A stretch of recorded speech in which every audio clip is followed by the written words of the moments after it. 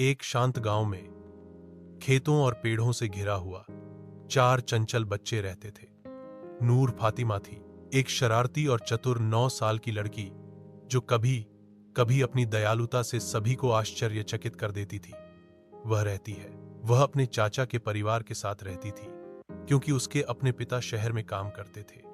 हालांकि वह उनकी चचेरी बहन थी, लेकिन वह दूसरों के लिए बिल्कुल एक असली बहन की तरह थी।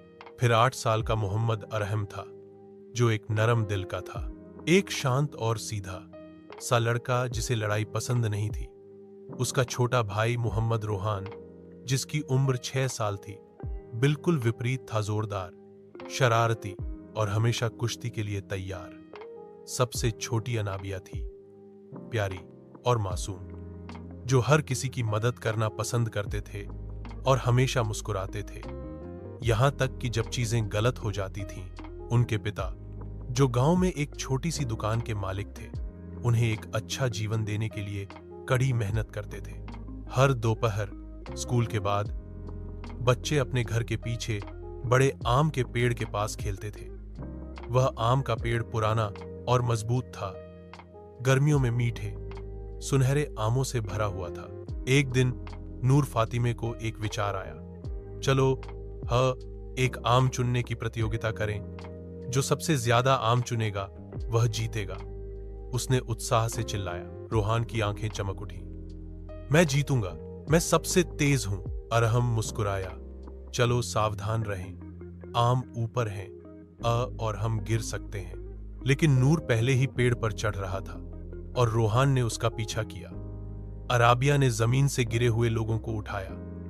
अरहम नीचे खड़ा था, अगर कोई फिसल जाए तो मदद करने के लिए तैयार था। जल्द ही रोहान गुस्सा हो गया। वाई, नूर ऊपर से सारे आम ले रही है, नूर ने चिल्लाकर कहा। क्योंकि मैं पहले चढ़ी, यह उचित है। रोहान ने गुस्से में उस पर एक आम फेंका। वह चूक गया, लेकिन उसे डरा दिया। वह थोड़ा फिसल गई और क्लू एक शाखा पर लटक गई।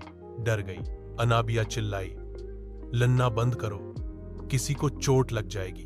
अरहम ने नूर की मदद करने के लिए जल्दी से कुछ शाखाएं छीं।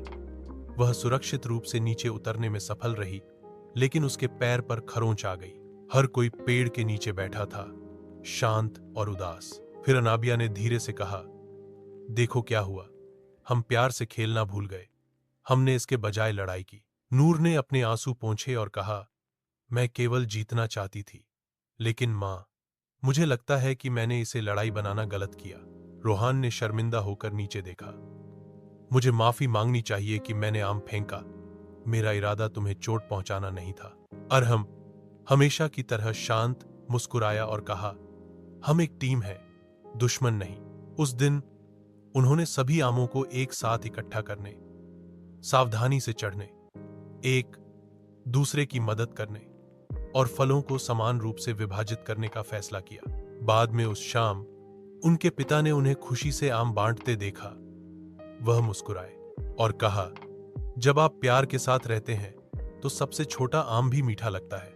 उस दिन से नूर कम दबंग हो गई, रोहान ने कम लड़ाई की और वे चारों एक मजबूत, खुशहाल टीम बन गए। सीखें, यह मानते हुए कि प्रेम, दयालुता और टीम वर्क जीवन के सबसे मधुर फल है।